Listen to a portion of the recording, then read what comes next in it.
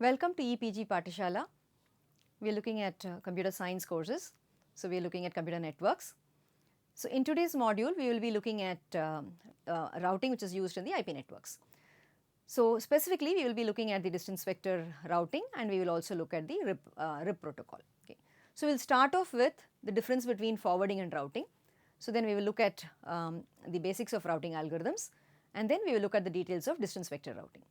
And then we will also look at how this distance vector routing is used in the IP network, which is used as part of the routing information protocol, the RIP protocol. Okay. So, let us first understand the difference between forwarding and routing. Now, forwarding refers to selecting an output port based on the destination address and the routing table. That is, when a packet arrives, you look at the destination address and based on the destination address, you select an output port, right, and you send it on to that particular output port. That is forwarding. Routing, on the other hand, is the process by which this routing table exactly is itself built, right. So, the process by which routing tables are built are what are referred to as routing process. Okay. So, we talk about algorithms that are used for this particular process, which are the routing algorithms. So, routing versus forwarding is something we need to understand. Though of course, many a times there is a tendency to use these two terms interchangeably, but there is a subtle or a clear difference between these two which we need to understand as network designers and network users. So, to understand that a little further, just look at this picture. So, I have a router here. So, at the router there are two things that will be there. There will be a routing algorithm which is running and there will be this local forwarding table. So, when a packet comes in, right, you pick out the destination address from that packet, you will check that destination address over here, right, among the range address range specified here, and based on that you will send it on to a corresponding output link. So, this routing algorithm, this determines the end-to-end path through the network, right. So, this is fixed based on how you reach the destination based on the end-to-end path information. Now, this information, this determines the local forwarding at this router. That is, at this router it has to be sent on this particular path, right, and that is it has to be sent out through a particular output link. So, that information is what is specified by the forwarding mechanism. Routing algorithm is the one that is responsible for identifying the end-to-end path throughout the network. So, if in the forwarding table, so if you look at information that is there in the forwarding table and the information that will be there in a routing table, okay, to understand the difference a little further. So, in the forwarding table, we know that it is used whenever the packet is forwarded, right. So, it must contain enough information to accomplish this forwarding function. So, what is the information that it should have? So, every row in the forwarding table would definitely contain a mapping from the network number, right, the destination network number, to an outgoing interface and also some MAC information such as Ethernet address or whatever of the next hop. Because why do I need this? So that I can send it on to the layer 2 and that layer 2 will be able to deliver it to that particular next hop or the next node or whatever. Okay, so that is important. A routing table, on the other hand, it is built by the routing algorithm as a precursor to building the forwarding table. So, you will need to have routing tables in place before you can build the forwarding table. Okay. And generally this will contain information about the mapping of network numbers to the next hops. Okay. So, if you look at this the example of tables over here. So, this the one that is on top is a routing table and the one that is below is a forwarding table. So, this routing table you can see will have some network address specified, so 18/8 whatever, right, and the next hop IP address is specified. On the other hand, if you look at a forwarding table for 18/8, it specifies which is the interface through which it has to be sent out, right, the interface 0, and the MAC address through which it has to be sent out. Okay. So, which means it would correspond to this IP address, but correspond to this IP address, this MAC address is also given, the mapping is already done, it is given, so that when you send out on this IF0, you send it out, give it to your layer 2, specify this MAC address, your layer 2 will be able to deliver it to that particular interface, to that particular machine. Okay. So, that is the difference that you will normally find practically when you look at a forwarding table versus a routing table. Okay. Now, coming to the task of routing, right. So, forwarding is something that we have seen as part of IPv4. Now, routing is the task that we need to understand. So, routing as we said is all about selecting a path from a source to a destination. So, what are the goals of routing? Okay. So, the routing that we are doing, the algorithm that we are doing, that we need to come up with, has to be efficient. So, what do you mean by efficient? It should support low delay, high throughput and so on, right. It should be scalable, which means that even if the number of nodes increase, number of routers increase, number of networks increase, your algorithm must be scalable, must be able to cope with all that increase in number. It should be stable. So, which means if you just found out a particular route Okay, I should not be changing that route frequently and saying that, okay, now I have a different route. Okay, so you should be able to identify stable routes, because that's important for the, again, for the efficiency of the network as a whole. It must be robust and it must be fair. So even if there are failures, it must be able to handle that, and it must be fair in the sense that from all sources to all destinations, you must have routes which are possible and which are of equal priority. Okay? These are things that we would like to have. Of course, if you need to give high precedence or high priority to a particular path or to a particular node, set of nodes, that should also be possible. Okay? But in general, like you to have these the goals that we just mentioned over here. Okay. And the way we normally go about doing this is by modeling the network as a graph. In order to find the route to go from any source to any destination, we model the entire network as a graph, okay, and identify this problem of finding a route, right, of finding a path from the from a source to a destination as the problem of finding the lowest cost path between any two nodes. Now, we know from our graph theory that the moment you have a graph, you can always find the shortest path between or the lowest cost path between any two nodes. Okay. So, we basically need to find, suppose I want to find a path from C to F, I am looking at a path where the cost of the path is a least cost path. So, and we also know that the cost of the path will be equal to cost of all the edges that make up the path. Okay. So, you need to find out which are the edges and which are the what are the costs, identify the least cost path, and from that you should be able to find out the least cost path, and therefore the route to be taken from the source to the destination. Okay. This is the basic idea that is used, and you will see that most of the routing algorithms use this basic idea, this model of network as a graph. Okay. So, going a little further, so mathematically we represent graph G, right, as consisting of N and E. N is the set of the nodes which represent the set of routers, and E are the edges which represent the links. So, you have routers connected by links. You can easily understand why the network can be easily modeled as a graph, right, because we have routers and we have links between them. So, which directly corresponds to nodes and edges between them. So, you have E, which is a set of links, the set E, which consists of all the links that you have, right, the link between U to V, U to X, U to W, and so on, all the different links that are specified over here. Okay. So, this is basically how the network is modeled as a graph. Okay. So, now how do I come up with this least cost path? Okay, that is the next thing that we need to understand. Okay, so what we normally do for this, okay, for this is that the cost of any link, right, x to x dash, okay, so you can represent that as C of x comma x dash, okay, and you assign some value to that cost. Now, this cost that you are specifying, okay, could be 1, indicating that it is just, you are just counting the number of hops that you have between a source to a destination, between two nodes, okay, or it could be inversely related to the bandwidth.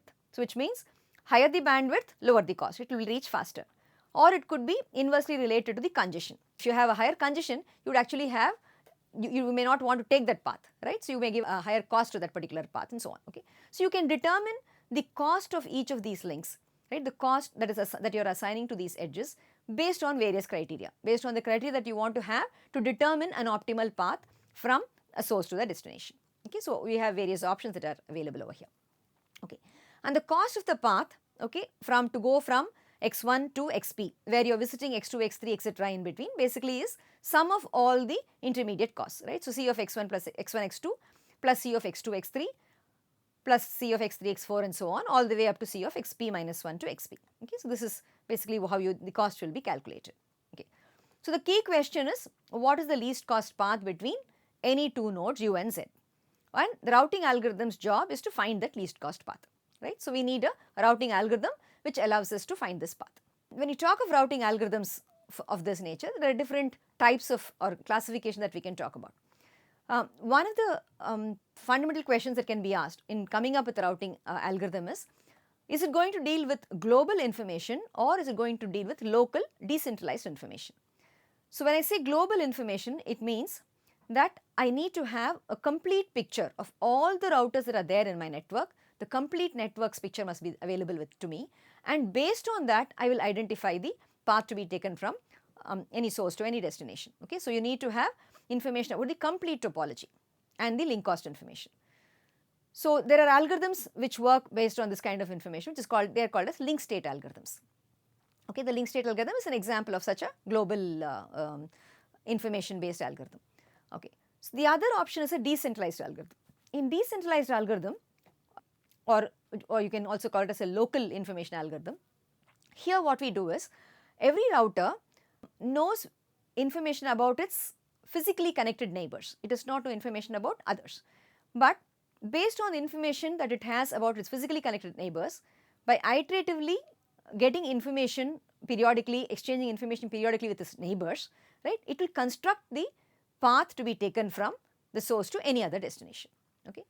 The distance vector algorithm is an example of this kind of an approach. Okay. So, this is what we will be taking a look at now, distance vector algorithm. Okay. So, we have these two options, global information based algorithms and decentralized algorithms. Now, both have their own advantages and disadvantages. We will take look at these two things in detail. Okay. Another question that can be asked with respect to routing algorithms is it static or dynamic? So, what do we mean by this? So, static would mean that routes would typically not change, but you can in a sense say that it changes slowly over time. Okay. Routes will change slowly over time. Dynamic would mean that routes change very quickly, more quickly, and therefore which means you need to have periodic updates, and whenever there is a link cost change, that should also be updated. Normally we go in for dynamic mechanisms because we do expect routes to change and we would like to have periodic updates, and if any change is there in the link cost, that also should be taken into account. Okay. So, we will now look at the distance vector algorithm, right, which basically makes use of decentralized information, okay, and also handles things in a dynamic manner. Okay. So, if you look at the distance vector algorithm, the basis for the distance vector algorithm basically is the Bellman-Ford equation, which is something you would be familiar with from your knowledge of graph theory, and you have also studied this in your algorithms. So, in the Bellman-Ford algorithm basically is used to identify the least cost path from any node x to any node y. Okay. So, if you let dx of y indicate the cost of the least cost path from x to y, then dx of y is equal to minimum of c of x comma v plus dv of y taken over all v. Now, v is the set of all neighbors of x. So, for all neighbors of x, you find the cost from x to v plus the cost from v to y. So, c of x comma v is the cost to the neighbor v, dv of y is the cost from neighbor v to destination y. Okay. So, I find out basically the cost from all my neighbors to the destination y, add my own cost to reach that neighbor, okay, and the minimum of these will give me the least cost path. So, this is the basic Bellman-Ford equation. So, this is what is applied in the distance vector algorithm to find the least cost path to go from any node to any other node. So, as an example, let us look at this particular graph over here. Okay. So, you have x, y, z, u, v, w here, right. Now, clearly you can see that the distance between v to z, okay, distance of v to z, now there are many paths to go from v to z, but the least cost path, right, would be 2 plus 1 plus 2, right, that will be the least cost path. So, that will be 5. Now, similarly, dx to z, okay, would be 3, 1 plus 2, d of wz is again 3, right. So, these are things that we already can see very clearly, wz is 1 plus 2, 3. Now, if I want to say calculate the path, the distance between u to z, the cost bit of the path between u to z. So, du to z will be equal to minimum of, look at all the possibilities I have. From u I have 2 neighbors, right. From u you have, you can go 3 neighbors, you can go to v, you can go to x, and you can also go to w. So, minimum of c of u comma v plus distance from v to z. Similarly, u of cost of u to x plus distance from x to z, cost of u to w plus distance of w to z. So, all the 3 neighbors we have taken, and we are looking at the cost through each of these. So, what will be the cost? U to v is 2 plus cost of v to z is 5. So, 2 plus 5. The next one is 1 plus 3, okay, and u to w plus wz is 5 plus 3, that is, okay. So, minimum of these, you can see 2 plus 5 7, you got 1 plus 3 4 and 5 plus 3 8. So, minimum is 4. So, this will be the least cost that we have. So, the path that we should be taking will be through u, right, u to x and x to z. So, that is the path that you take. So, the node which is achieving this minimum, right, that will be chosen as the next hop in the shortest path, and that is what will be used in the forwarding table. Okay. So, this is the basis of our distance vector routing algorithm. So, how do we actually exchange this information, how do we get this information and so on. So, here we saw this graph and we could easily identify all this information, but as part of an algorithm, how can this actually be implemented? Okay. So, if you look at this, what every node basically does is it maintains something called a distance vector. So, this distance vector basically says from x, right, from the node x to y, where y belongs to n. N is the set of all nodes, right. To all the nodes it maintains its distance. So, we maintain this as a vector, okay. And every node x knows the cost to its neighbor, to each of its neighbors. So, C of x comma v is known to it, okay. And it also gets its neighbors' distance vectors, okay, by exchanging information, and it maintains that information as well and uses both this information to come up with the least cost path that we just talked about, okay. So, this is how it will do, alright. So, now, so the key idea is, from time to time each node will send its own distance vector estimate to its neighbors. Initially it will not have information about everybody, it will only have information about its neighbors, but similarly its neighbors will have information about their neighbors. So, by exchanging information between neighbors, it slowly picks up information about neighbor's neighbor, their neighbors and so on, okay, that is the idea. So, when x receives a new distance vector estimate from the neighbor, it will update its own distance vector using the Bellman-Ford equation, okay, which is that again just as what we saw just now, right, minimum of C of x comma v plus dv of y for each node that you have. So, for each node as it gets new information it updates its vector, okay.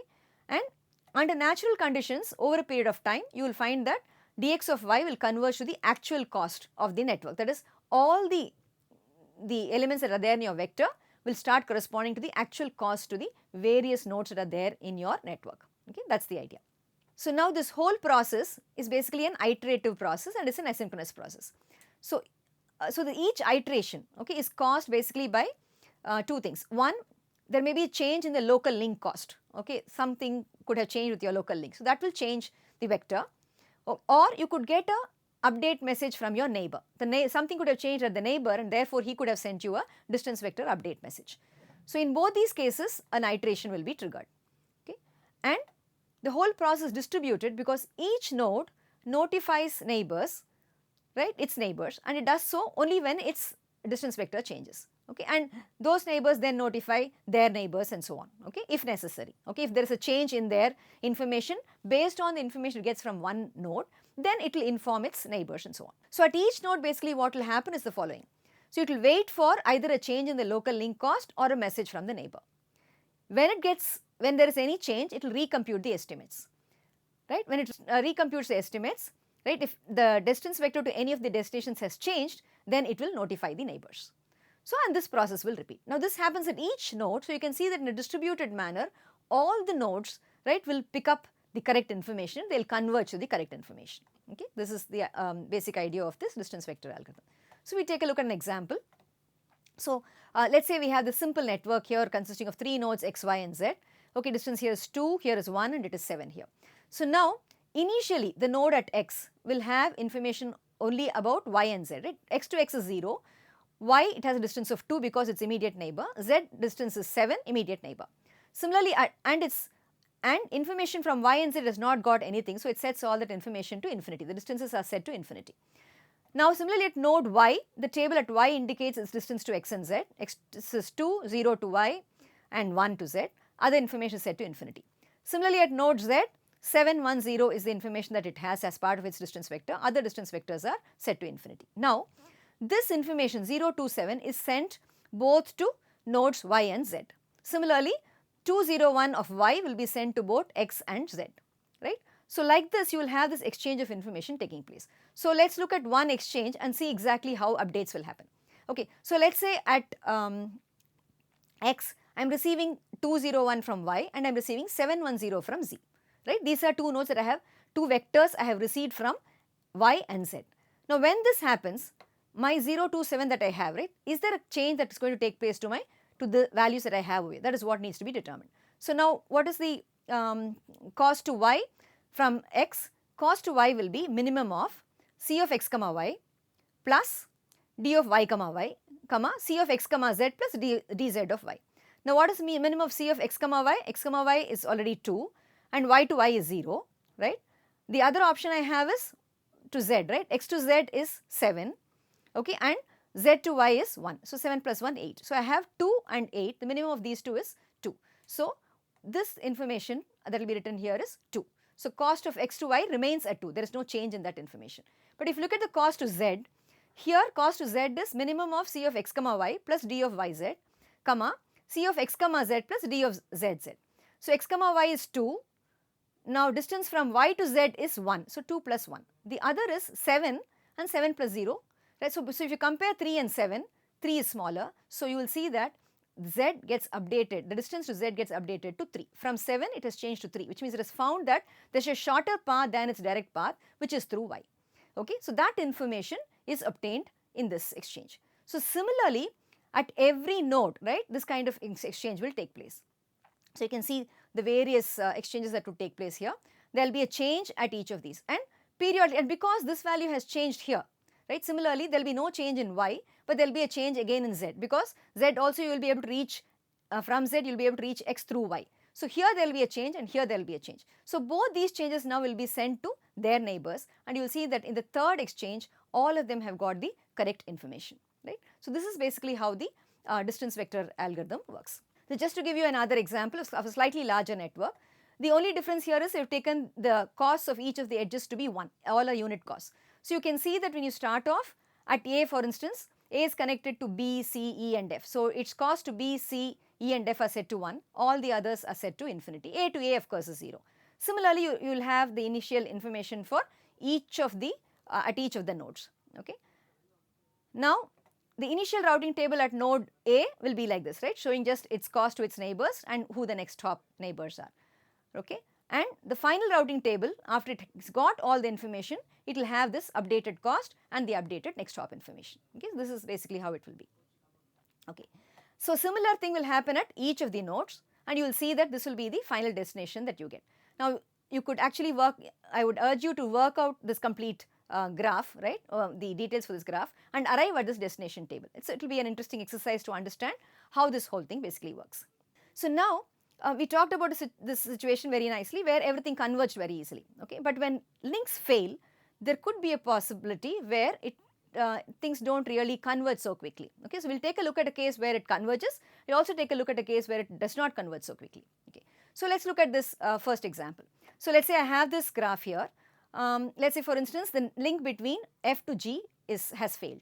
So what will happen, F and G will both immediately identify that. So F will set its distance to G as infinity, okay, because that value has changed, it will send an update to A, okay. So now what will A do?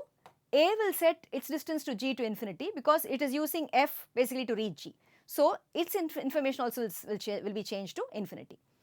Now A will receive periodic update from C with a 2-hop path to G. Now C can reach G through D. So C will send a distance of 2 to G, and that information that reaches A will allow A to set its distance to G as 3, right, because it can now reach it through C, and it will also send that update to F because something has changed here. So it will send this information to F. Now F will decide that it can reach G in 4 hops via A. So it will make that update. So you can see that in about 2 or 3 exchanges, F gets to know that there is an alternate path to reach G, right. So this is a very nice situation. Now we look at a not so nice situation, okay, a slightly different circumstance for instance. So let us look at this case. Now same network, but let us assume that A to E link fails, okay. So the link from A to E goes down. Now look at what happens here. In the next round of updates, right, A will advertise a distance of infinity to E, okay. Now, but at the same time B and C, right, both B and C could advertise a distance of 2 to E because already they have distances of 2 to E. Of course, they go through A, but without that knowledge, they can always send back that information. Now, depending on the exact timing of events, look at what could happen. Okay, node B, on hearing that E can be reached in 2 hops from C, will conclude that it can reach E in 3 hops and advertise that information to A because it got some information from C, right, not from A. From A it got a distance of infinity, but from C it got a distance of 2. So it thinks it can reach E through C in 2 hops and sends that information to A. So now A will conclude that it can reach E in 4 hops and it will advertise that to C. So you can see that there is a kind of a circular thing that is happening over here, okay. Node C now will conclude that it can reach E in 5 hops, okay, and the process will continue like this. So B now will think it can reach in 6 hops, A now will think it can reach it in 6 hops or 7 hops, and the whole process will continue, and this cycle will keep on continuing until the distances reaches some large number, right, which can be considered to be almost infinity, okay. Now this is called the count to infinity problem. Now this is a problem that can affect the stability of the network. So this count to infinity is a problem that we need to tackle in the distance vector routing algorithm. So this problem is tackled in 2-3 manners. Okay, one is we normally use a relatively small number as an approximation of infinity. So you use a value normally which is about 16, because you don't expect number of hops to get more than 16. So you treat 16 as your infinity. So the moment it goes up to 16, you treat it as infinity. Another solution that is also provided is called as a split horizon solution. So what you do here is, if a node is sending a routing update to its neighbors, it does not send those routes it learned from each neighbor back to that neighbor. So I have already learned something from you, I don't give that same information back to you. Okay, for example, if B has the route E to A in its table, it knows that it has learned that information only from A. So it can't give back another information back to A saying, okay, that whenever it sends routing update to A, it does not include the route E comma 2 in that update. Okay, that way you can kind of solve this problem partially. There is also a stronger version of split horizon which is called as split horizon with Poisson reverse. Now here what happens is B will actually send back the information, but it will put negative information. For example, it will send the route as E comma infinity to A. So it says that my distance is infinity, so that definitely that route will not be chosen. Okay, so these are some solutions that are used for this particular problem. Okay. This distance vector routing protocol is what is actually used in the routing information protocol. Now there are many versions of RIP, V2 and NG and so on. So the RIP protocol is a very simple direct implementation of the distance vector routing. It uses a hop count as the cost metric, and you can go up to 15, and it restricts the size of the network to 15, and periodically routing messages are exchanged about every 30 seconds by means of advertisement messages, and each advertisement will consist of up to 25 routes. So the format of this is again very simple. You can look at what we have here. You will have a command version which tells you what version is it and so on, and then you have information about the address, the address prefix, mask of that network, right, whatever mask, that might be a CIDR mask, it may be a subnet mask or whatever mask, and the distance to that network. Now the family of net specifies that it belongs to the IP family, or it could belong to any other family as well, right. So the family of the network, the address, mask and distance. Similarly for the next network, network 2, what is its address prefix, what is the mask, what is the distance and so on, right. So every router, for all the networks that it is connected to, it will give this information, and this information will be exchanged among the different routers. And once they exchange this information, using the distance vector routing algorithm that we just saw, they construct the graph, they find out the shortest distance, and they identify the path to be taken, and they update the routing tables, and based on that they update the forwarding tables. So this is the crux of the distance vector routing protocol and the RIP protocol.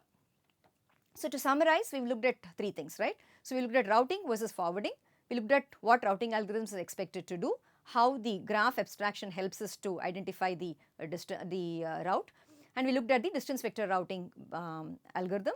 So we looked at the count infinity problem in that and its solution. So we also looked at how RIP is a simple implementation of the distance vector routing algorithm. Thank you.